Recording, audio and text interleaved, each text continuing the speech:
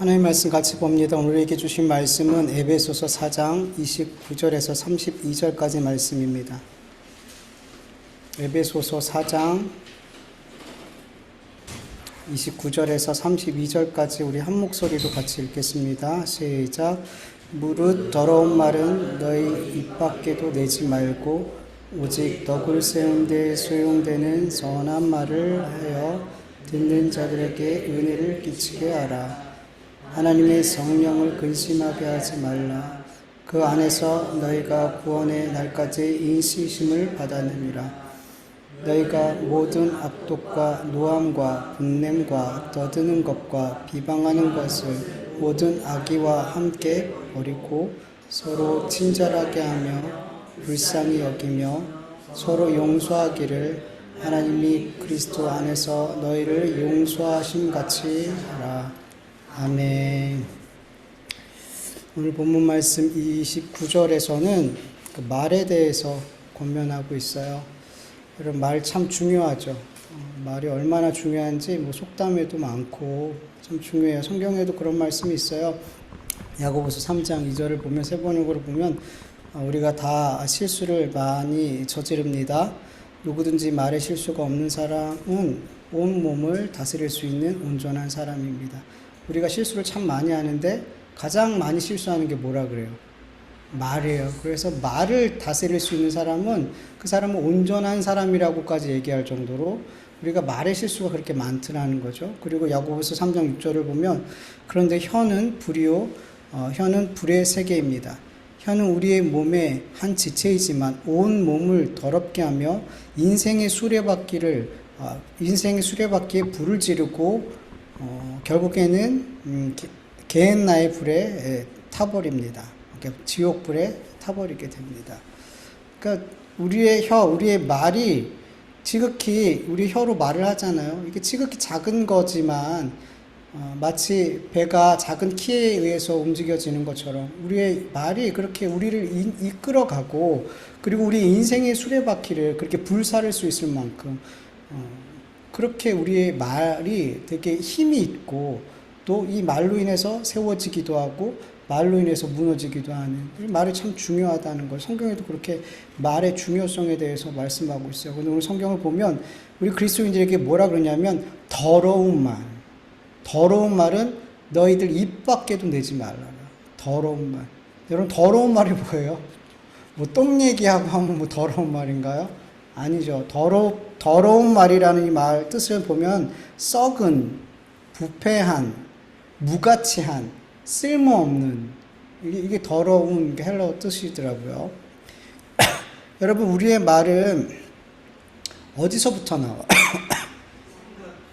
우리 마음으로부터 나오죠. 마음으로부터 나와요. 우리의 마음이 부패하고 썩어 있다면 여러분, 우리의 말도 당연히 부패한 말, 썩은 말, 무가치한 말이 의미 없는 말들이 쏟아지게 되겠죠. 디모데전서 6장 5절 보면 마음이 부패하여지고 진리를 잃어버려 경건의 이익의 방도로 생각하는 자들의 다툼이 일어나느니라. 여러분, 우리의 마음이 부패하게 되는 가장 중요한 이유가 뭔지 아세요? 그 마음에 뭘 잃어버렸어요? 진리를 잃어버렸대요. 진리가 누구예요? 예수 그리스도, 하나님의 말씀, 복음, 진리잖아요. 진리를 우리 마음속에서 잃어버릴 때 우리는 부패하게 돼요. 우리의 마음은 원래 부패했어요. 성경에 보면 세상에 그 어떤 것보다 거짓되고 부패한 게 마음이라 그러잖아요. 우리는 원래 그랬는데 우리가 예수님을 믿음으로 말미암아 진리를 우리의 마음에 담음으로 말미암아 우리는 우리의 썩어진 마음, 부패한 마음은 새롭게 되어졌다는 거죠. 예. 근데 우리가 이 예수님을, 진리를, 말씀을 자꾸만 잃어버리게 되면 그 사람에게 어떤 말이 나오냐 하면 나와 다른 사람을 죽이는 말이 나온다는 거예요. 부패하게 하는 말이 나온다는 거예요. 무익한 길을 가게 하는 말들이 나온다는 거죠. 그리고 이런 말들이 자꾸 믿음의 공동체 안에서 나올 때 자꾸 다툼이 일어난대요. 다툼이. 여러분, 부패한 마음, 진리를, 예수님을, 복음을 잃어버린 그 말들 하는 사람들이 다툼을 일으키는 중요한 이유가 뭐냐면 진리를 자꾸만 대적해요. 그런 말들이 자꾸 진리를 대적한단 말이에요. 디모데후서 3장 8절 현대인의 성경으로 보면 얀네와 얀브레가 모세를 대항한 것처럼 그 사람들이 진리를 대항하니 그들은 마음이 부패한 자요 믿음에 실패한 사람들입니다. 그러니까 마음이 부패한 사람들은 자꾸만 진리를 대항한단 말이에요. 진리를 대항해. 우리 안에 여러분 예수님이 계시면 복음이 있고 하나님의 말씀이 우리 안에 거하면 여러분 우리의 말들은 살리는 말을 해요. 하나님께 소망을 두는 말을 해요. 감사하는 말을 한단 말이죠. 예. 근데 이 마음에 진리가 없는 사람들, 부패하고 그리고 무의미한 것들이 가득한, 무가치한 것들이 가득한 마음으로 사는 사람들은 그 입술에서 자꾸만 세상에 썩은 말, 마치 세상의 말들을 진리인 것처럼, 이게 옳은 것처럼 말하고 율법적인 말들을 계속 한단 말이에요. 예.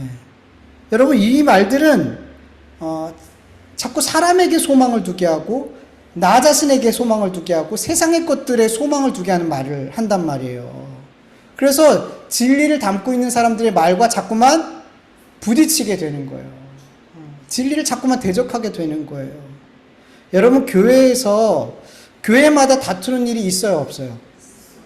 안 다투는 교회 있어요, 없어요? 여러분 수십 년 겪어봤지만 우리 교회요. 그럴까요? 수십 년 교회를 다녀보셨지만 교회 가는 곳곳마다 다툼이 없는 교회는 없더라는 거죠. 그렇죠? 왜 그러냐 하면 교회 안에서도 진리의 말을 하는 사람이 있고 세상의 썩은 말, 율법적인 말을 하는 사람들이 같이 섞여 있기 때문이에요. 마치 염소와 양이 같이 있는 것처럼 이렇게 섞여 있단 말이에요. 교회 안에서 진리의 말, 복음의 말만 하는 자들이 있다면 다툴 일이 없어요. 다툴 일이 없죠.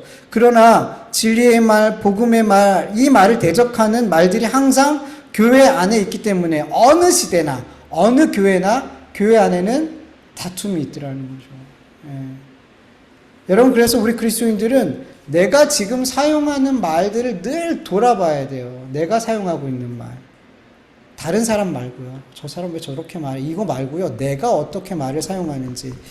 내가 지금 다른 사람을 정죄하고 판단하고 비판하고 내 의의를 드러내고 자랑하는 그런 율법적인 말을 내가 하고 있다면 세상 사람들이 옳아라고 얘기하는 것들을 마치 그게 진리인 것처럼 그게 옳은 것처럼 계속 그런 말을 하면서 살고 있다면 여러분 지금 우리가 교회 다닌다고 하지만 예수 믿는다고 하지만 내 안에 지금 예수를 잃어버린 거예요.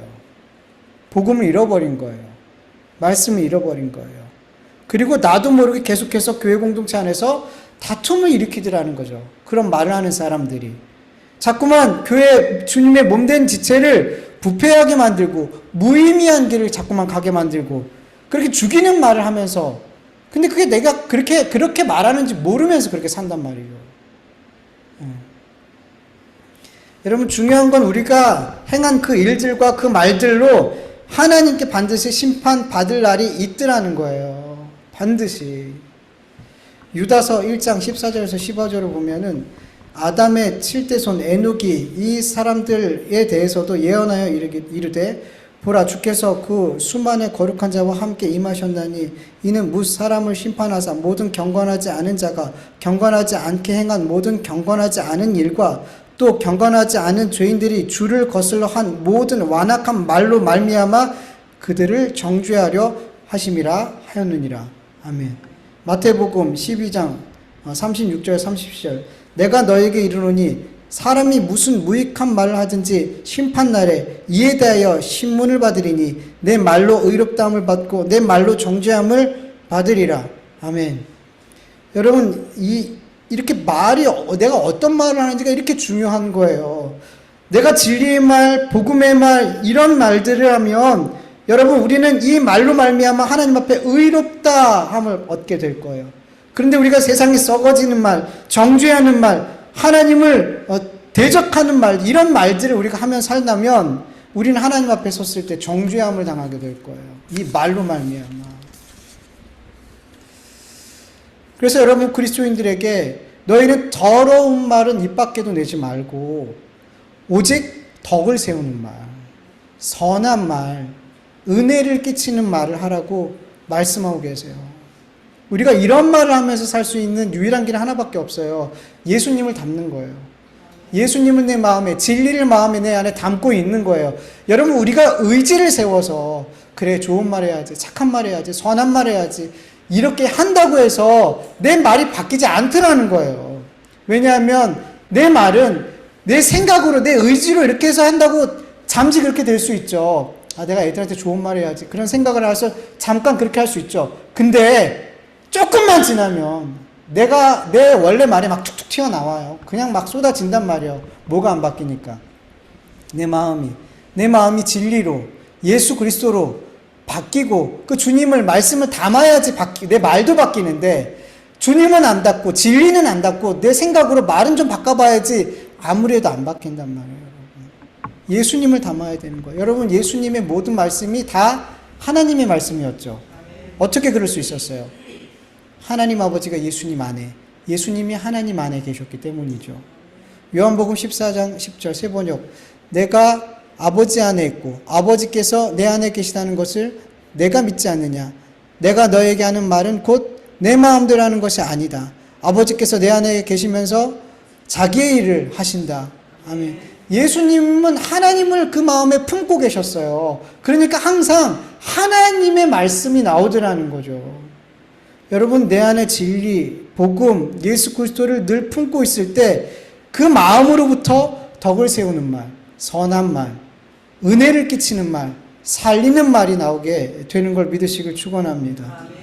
그 마음에서는 썩어지는 말, 썩어지는 세상의 말, 율법적인 말이 그렇게 자연스럽게 툭툭 튀어나올 수가 없단 말이에요.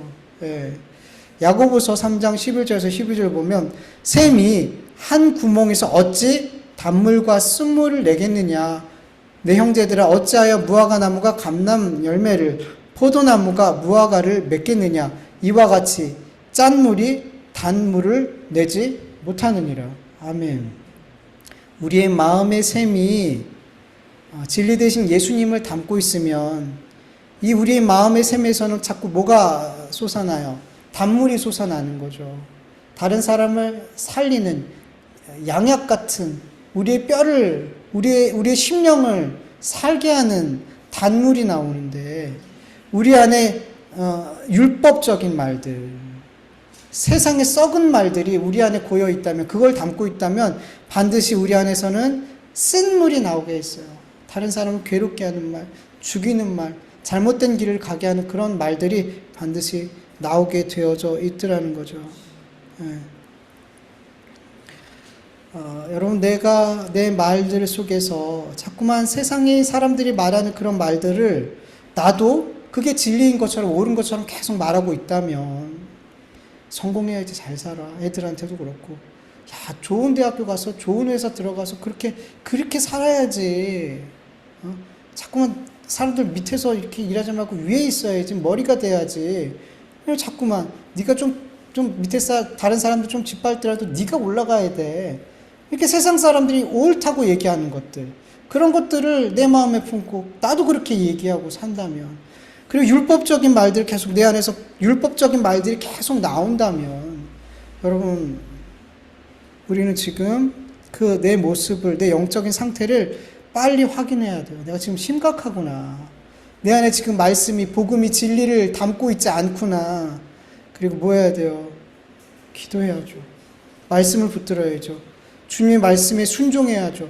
이런 삶을 회복해야 되는 거예요. 아까 얘기했지만 우리의 말은 생각으로 바뀌지 않아요. 주님을 담아야 된단 말이에요. 그러면 우리 안에 주님을 담을 수 있는, 하나님과 가까이 할 수 있는 그런 영적인 일들을 계속 해야 된단 말이에요. 잘 보세요. 우리 말이 이상해지면 우리가 하나님과 멀리 있어요. 예배의 삶이 소홀해지고 기도와 말씀의 삶에서 멀어져 있어요. 분명해요. 그렇게 멀어져 있으면 우리의 말도 달라져요. 애들한테 나가는 말도 달라져요.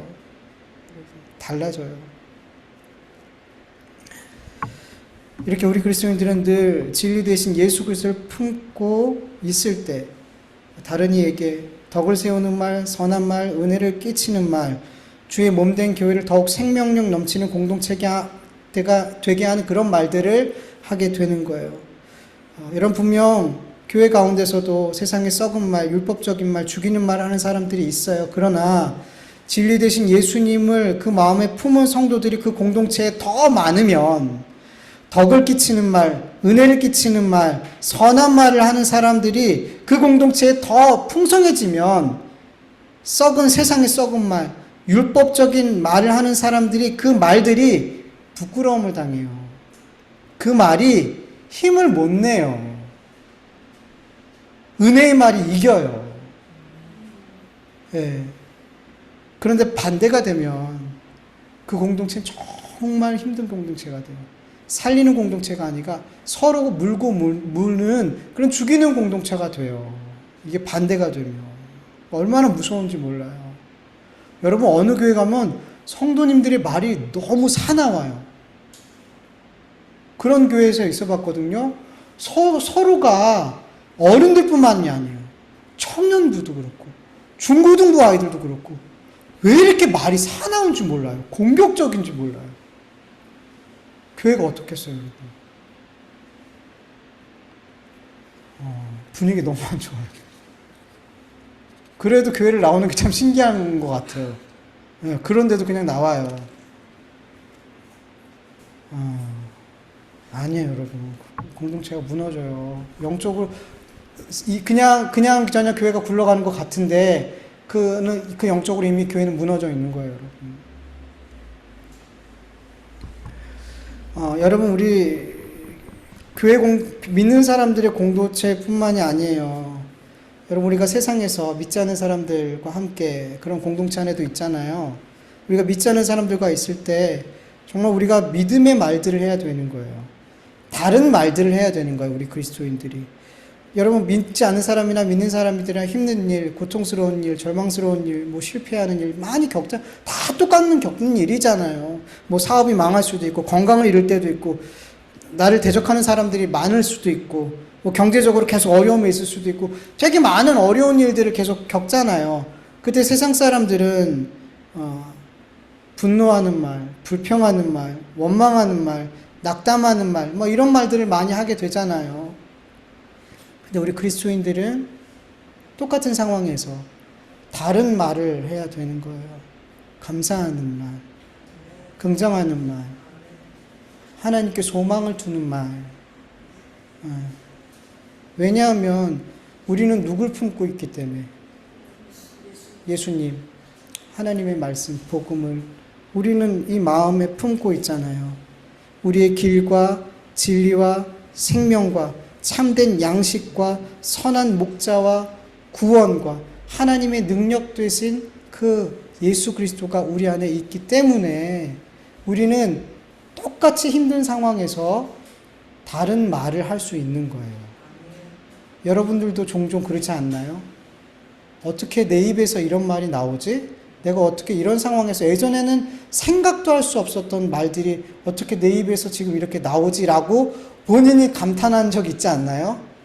있을 거라고 전 믿어요. 왜냐하면 우리 안에 예수님이 계시니까. 예수님이 계시니까. 이전에 할 수 없는 말들이 나오더라는 거예요. 여러분 믿지 않는 사람들이 똑같은 어려운 상황에서 다른 말을 하는 우리 그리스도인들을 볼 때 그때 물음표가 생기는 거예요. 왜 저 사람은 저렇게 똑같이 암 진단을 받았는데 어떻게 저런 말을 하지? 저 사람 저렇게 다 집안이 망했는데 어떻게 지금 저런 말을 할 수 있는 거지? 라고 의문이 나오게 되어야 되는 거예요. 근데 그리스도인들의 말이 별로 안 다르다는 거예요. 힘들 때 똑같이 아이고 죽겠다. 누군가를 원망하고 막 속상해하고 다 죽어갈 것처럼 아무 소망이 없는 것처럼 똑같은 말을 한단 말이에요. 그러니까 내가 예수님 믿는 걸 아는 사람들이 다른 의문을 가져요. 저 사람은 예수님 믿는다고 하면서 왜 저렇게 말하지? 저 사람은 우리랑 다른 게 뭐야? 다른 물음이 생긴다는 거죠. 여러분, 우리에게 어떤 물음이 생겨야 될까요? 앞에 있는 그런 물음이 생겨야 돼요. 어떻게 저렇게 말할 수 있을까? 저런 사람, 저 사람 지금 저 상황에서 어떻게 저렇게 행동하고 저렇게 말할 수 있을까? 그런 물음이 생길 때 우리의 삶을 통해서 복음이 증거되는 거예요. 묻게 되는 거예요. 당신은 어떻게 그렇게 해? 지금 그런 상황에서 그런 말을 할 수 있는 거예요. 묻게 되는 거예요. 그때 우리는 복음을 전할 수 있는 거예요. 제발 좀 다르게 말할 수 있길 축원합니다. 세상 사람들과 다르게 고백할 수 있기를 간절히 원합니다. 여러분 오늘 본문 30절을 보면은 또 뭐라고 권면하냐면 성령을 근심하게 하지 말라. 성령을 근심하게 하지 말라. 왜 성령을 근심하게 하지 말라 그래요? 우리 그리스도 안에 구원의 날까지 하나님께서 성령으로 인을 치셔서 도장을 찍으셔서 우리를 하나님의 아들들이 되게 하셨어요. 갈라디아서 4장 6절 너희가 아들임으로 하나님이 그 아들의 영을 성령을 우리 가운데 보내사 아빠 아버지라 부르게 하셨느니라. 아멘. 하나님이 성령님을 보내셔서 도장을 콱 찍어 성령의 도장을 콱 찍어서 넌 내 아들이야 라고 그렇게 인치셨어요. 그래서 우리 안에 보내신 성령님을 근심하게 한다는 거 곧 누구를 근심하게 하는 거예요? 하나님 아버지를 근심하게 하는 거란 말이죠. 근데 여러분 우리 그리스도인들은 하나님을 근심하게 하고 하나님을 마음을 괴롭게 하는 아들들이 되면 안 되는 거죠. 여러분 우리는 하나님의 아들로서 하나님께 영광이 되고 하나님께 기쁨이 되고 하나님께 찬송을 올려드려야 되는 아들이 되어야 된다는 거죠. 고린도전서 10장 30절 그런즉 너희가 먹든지 마시든지 무엇을 하든지 다 하나님의 영광을 위해서. 이사야서 43장 21절 이 백성은 내가 나를 위하여 지었나니 나를 찬송하게 하려. 갈라디아서 1장 10절 이제 내가 사람에게 좋게 하랴 하나님께 좋게 하랴 사람에게 기쁨을 구하랴 내가 지금까지 사람들의 기쁨을 구하였다면 그리스도의 종이 아니니라. 바울은 오직 주님의 기쁨만 구하며 살았어. 그렇게 여러분 하나님의 백성들은 하나님의 자녀들은 하나님께 영광을 하나님께 찬송을 하나님께 기쁨이 되는 삶을 사는 게 우리 그리스도인의 삶이 되어야 되는 거예요. 하나님께 근심과 걱정과 이렇게 끼쳐드리는 그런 아들이 되면 그런 자녀가 되면 안 된다고 성경은 말씀하고 있단 말이죠. 근데 우리가 경험하다시피 우리가 언제나 365일 변함없이 하나님 앞에 이런 삶을 살 수는 없죠. 왜냐하면 우리는 여전히 우리의 몸이 죄를 지향하고 있기 때문에 하나님께 영광이 되고 하나님께 기쁨이 되고 하나님께 찬송이 되는 삶을 살지 못하도록 마귀가 끊임없이 우리를 대적하고 있기 때문에 우리가 항상 그런 삶을 살 수는 없을 거예요. 그래서 우리가 이렇게 우리 육신의 정욕을 따라서 마귀를 따라서 마귀의 유혹에 넘어져서 그렇게 하나님을 기쁘시게 해드리는 삶, 영광 돌리는 삶, 찬송이 되는 삶을 못 살 때 우리 안에 계신 성령님은 근심하시는 거예요. 여러분 성령님께서 여러분을 위해서 근심한다는 걸 여러분 느끼시나요? 느끼세요? 못 느끼세요? 모르겠어요? 못 느껴요?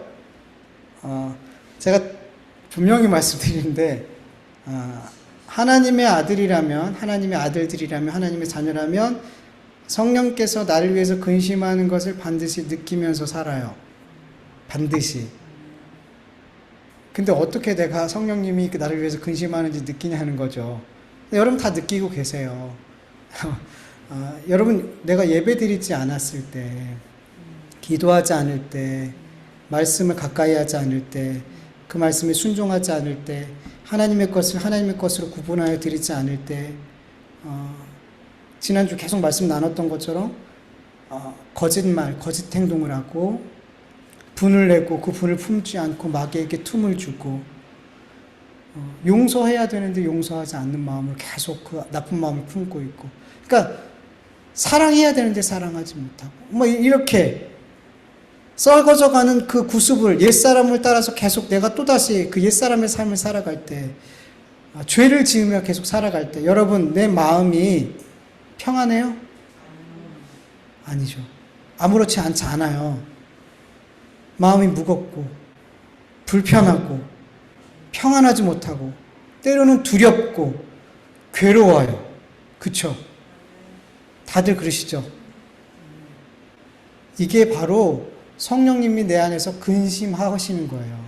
성령님이 내 안에서 근심하는 게 내가 느껴질 때, 성령님의 마음이 느껴질 때 이런 현상들이 나타나게 되는 거예요. 네. 다시 물어볼게요. 여러분, 성령님이 근심하는 게 느껴지나요? 느껴져요, 여러분. 여러분, 하나님을 믿지 않는 자들은 이런 삶을 살지 않는다고 해서 마음이 무겁거나 불편하거나 두렵거나 평안하지 않거나 이렇지 않아요. 이렇지 않아요. 물론 믿지 않는 사람도 죄를 지으면 마음이 불편하고 무겁고 괴롭고 때론 두려운 마음이 들어야 안 들어요? 들죠. 그런데 이런 마음은 성령께서 그들을 위해서 근심해서 나오는 마음이 아니라 뭐에서 나온 마음일까요? 양심. 아휴, 어떻게 이렇게 잘 하세요? 양심에서부터 나오는 거예요. 양심. 양심은 누가 주셨을까요? 하나님이. 우리가 타락을 했지만 하나님께서 양심이라는 것을 두셨어요. 우리 마음에. 양심이라는 것을. 여러분, 사람들에게 이 양심이 없다면 어떻게 될까요? 여러분, 가끔씩 뉴스를 보면 짐승 같은 사람들 보이죠. 정말 짐승 같도 못한 놈. 이렇게 얘기하잖아요. 그러니까 최소한의 사람으로서 살아야 될 그 삶도 살지 않는 그런 삶. 그리고 그런 사람들이 저지르는 범죄가 엄청나게 끔찍하죠. 이런 것들을 보면서 우리 뭘 생각하냐면, 야, 사람이 양심이 없으면 어떻게 될까? 이런 사람들이 다 그런 사람을 살 거 아니야. 양심도 없는 그렇게 보이는 사람들처럼 사람들이 산다면 우리가 사는 삶은 생지옥이죠. 그냥 지옥이란 말이죠. 얼마 전에도 지난주에도 별의별 일 다 있잖아요. 막 그냥 칼부림 나고 그냥 그런 미안하지도 않아 하고 이런 사람들, 마치 양심이 없는 사람들처럼 살아가는 그런 사람들, 그게 모든 사람이 그렇게 산다면 지옥이죠.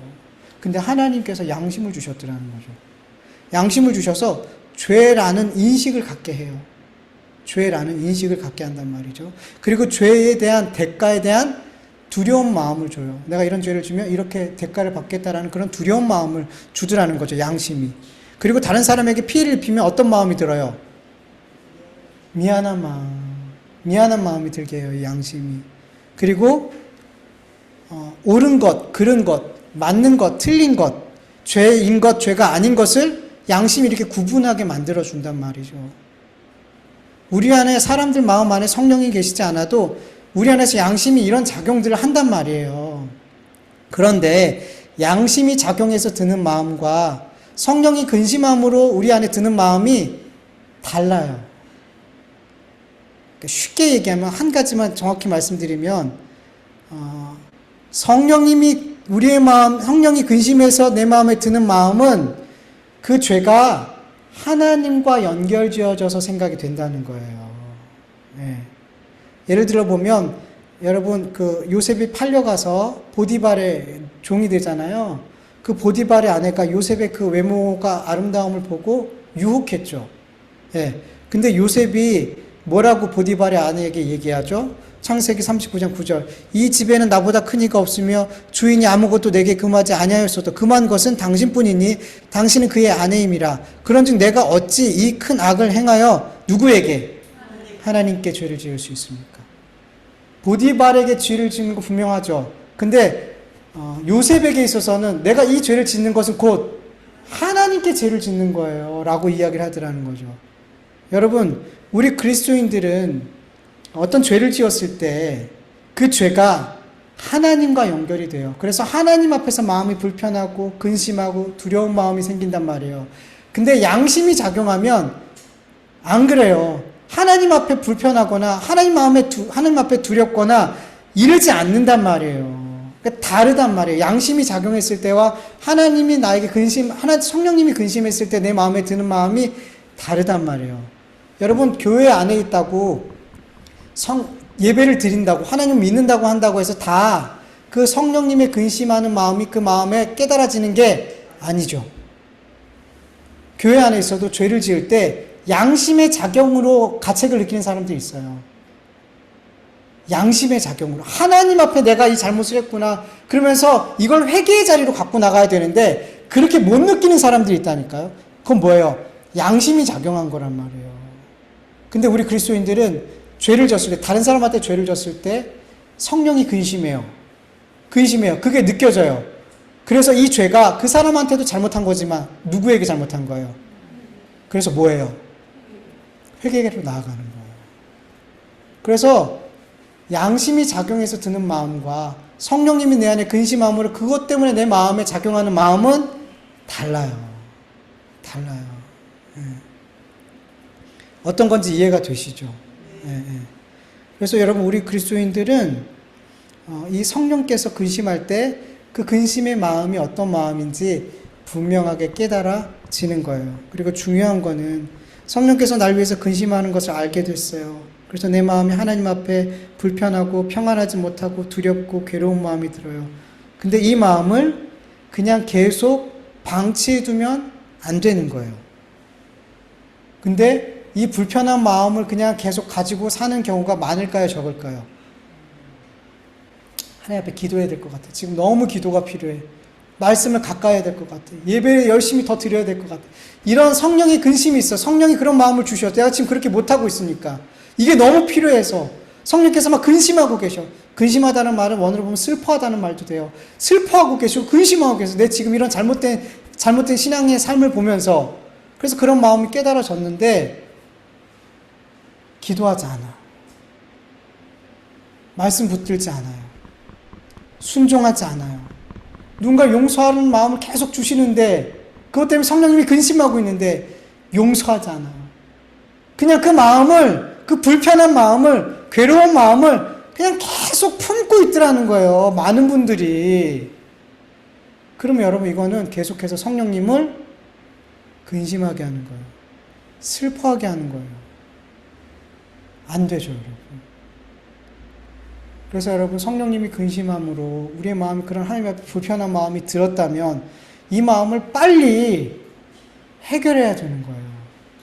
그 내 불편한 마음을 빨리 해결해야 되는 거예요. 그게 곧 성령님이 그것으로 인해 근심하는 것을 멈추게 하는 거라는 거죠.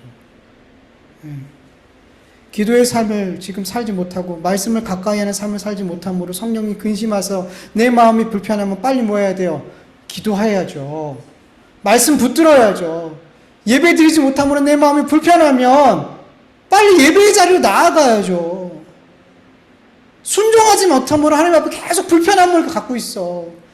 하나님이 누군가를 용서하라고 그렇게 말씀하시는데 그 사람을 계속 용서하지 못하고 불편한 마음을 갖고 있어요. 그럼 뭐 해야 되는 거예요? 순종해야죠. 순종해야죠. 하나님의 것을 드려야 되는데 드리지 못하고 계속 불편한 마음을 갖고 있어. 그럼 뭐 해야 돼요? 드리면 되는 거예요. 왜 내 것인 것처럼 계속 갖고 있냔 말이죠. 드려야죠. 그럴 때 여러분, 우리의 불편한 마음들이 회복이 되는 거예요. 두려운 마음에 근심하는 마음이 사라지게 되는 거예요. 평안이 임하는 거예요. 그리고 성령께서 왜 평안이 임해요? 성령님이 근심하지 않으니까. 내 안에 평안이 임하는 거죠. 이렇게 성령께서 우리를 위해서 근심하시고 그 성령의 근심이 우리의 마음에 전달될 때 성령께서는 우리에게 사인을 주는 거예요. 빨리 돌이켜라. 지금 그 잘못된 삶에서 빨리 돌이켜라. 이렇게 적극적으로 우리에게 사인을 주시는 거란 말이죠. 그때 우리는 빨리 그 사인을 받고 순종하는 거예요. 반응하는 거예요. 여러분, 오늘 본문 31절, 32절 세 번역으로 보면 모든 악독과 격정과 분노와 소란과 욕설은 모든 악의와 함께 내버리십시오. 이렇게 계속 제가 말씀드렸던 것처럼 버려야 되는 거예요. 하나님이 근심하게 하는 그 일들을 버려야 되는 거예요. 그리고 거기서 멈추는 게 아니더라는 거죠. 서로 친절하게 대하며 불쌍히 여기며 하나님께서 그리스도 안에서 여러분을 용서하신 것 같이 서로 용서하십시오. 여러분, 우리는 내 잘못된 삶의 모습을 버리는 것, 거기서 만족하면 안 되는 거예요. 거기서 멈추면 안 되는 거예요. 지금 내 삶에 성령께서 근심하게 하고 있는 근심하심으로 어떤 내 잘못된 신앙의 모습을 봤어요. 그것을 버리는 것으로 만족하는 것이 아니라 하나님을 따라 의와 진리와 거룩하심으로 지으심을 받은 새 사람의 삶을 적극적으로 살아가는 거라는 거예요. 여러분, 거짓을 버리는 것으로 만족하면 안 되죠. 이웃과 더불어 참된 것을 말하는 삶으로 나아가야 되는 거죠. 도둑질하지 않는 것으로 만족하면 안 되는 거죠. 가난한 자들을 구제할 수 있도록 오히려 힘써 수고하는 삶을 살아야 되는 거죠. 더러운 말 하지 않는 것으로 만족하는 게 아니라 덕을 세우고 선한 말을 하고 은혜를 끼치는 말을 하는 그런 말을 하는 삶을 살으라는 거죠.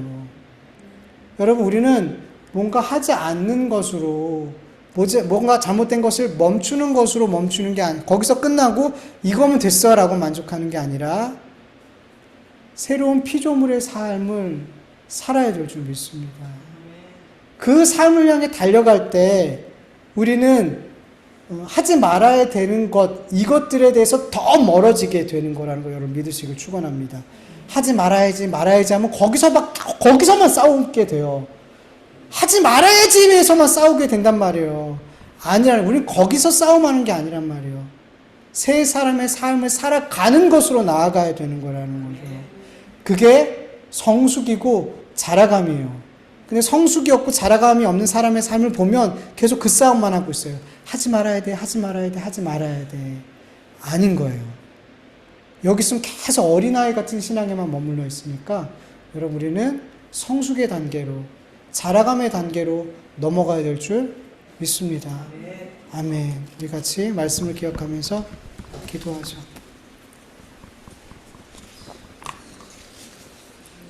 하나님 감사합니다.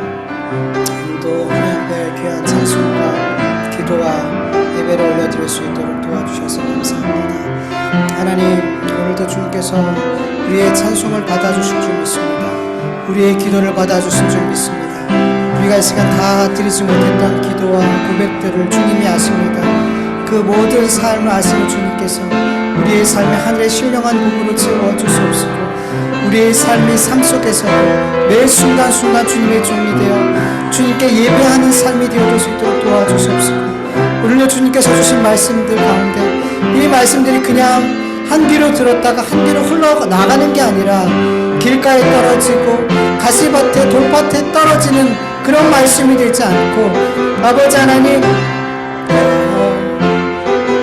갈아엎어진 옥토와 같은 밭에 이 말씀이 떨어져서 아버지 30배, 60배, 100배의 결실을 하여 하나님께 영광이 되고 하나님께 기쁨이 되고 하나님께 찬송이 되어줄 수 있도록 이 말씀으로 우리를 역사하여 주시옵시고 변화시켜 주시옵시고 그렇게 주님을 더 기쁘시게 하는 주님의 뜻을 이루어가는 그래서 주님께 영광이 되고 우리의 삶을 통해 복음이 증거되어지고 아버지 그런 역사가 나타나는 말씀들이 되게 하여 주시옵소서. 감사하며 예수님의 이름으로 기도합니다.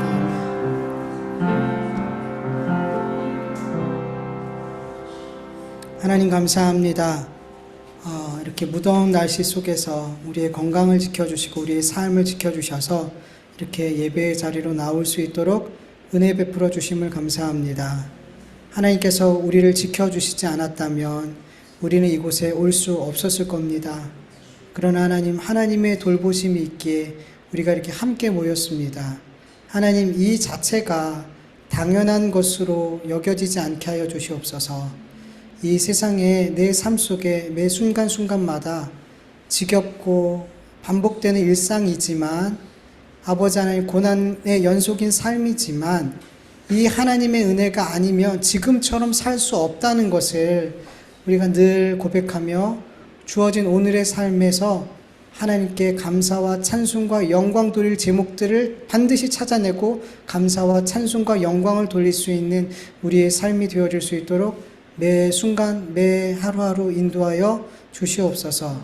하나님 아버지 우리가 오늘도 말씀을 들었는데 아버지 이 말씀이 허공을 치는 말씀 그렇게 내 삶에 아무 영향도 주지 않고 아무것도 변화시키지 않는 그렇게 허공을 떠도는 말씀이 아니라 길밭에 떨어져서 그렇게 마귀가 주워 먹어서 아무것도 남지 않는 것이 아니라 하나님 단 한 말씀이라도 내 마음에 심겨져서 주님께서 그 말씀으로 내 마음을 갈아엎으시고 아버지 30배, 60배, 100배로 하나님께 영광 돌리는 삶이 되어질 수 있도록 주 하나님께서 역사하여 주시옵소서. 주님 이 시간도 하나님 앞에 구별된 예물 올려드렸사오니 하나님이 이 귀한 예물을 받아 주시옵소서. 우리가 물질이 많아서 드리는 것이 아닙니다. 믿음으로 드립니다. 사랑으로 드립니다. 순종으로 드립니다. 이 하나님 앞에 구별된 예물들이 하나님의 나라와 영광과 하나님의 기쁨을 위해서 하나님 잘 사용되어질 수 있도록 은혜 베풀어 주시옵소서.